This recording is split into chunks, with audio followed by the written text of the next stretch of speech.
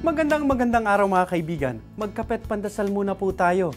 Ito po si Father Nono. Mga kaibigan, patuloy po ang ating pagninilay sa muling pagkabuhay ng ating Panginoon, the resurrection of our Lord.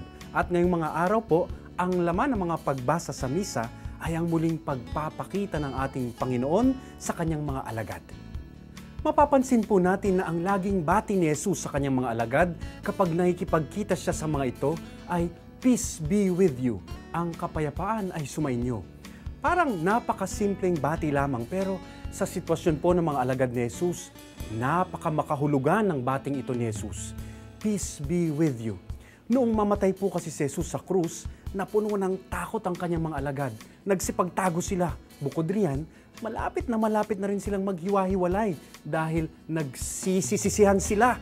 Bawat isa kasi ay nagtraidor kay Jesus, naduwag at iniwan ng Panginoon. Nawala ang tiwala nila sa isa't isa.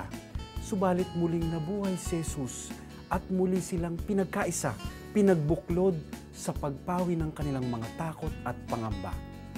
Peace be with you. Ang kapayapaan ay sumainyo.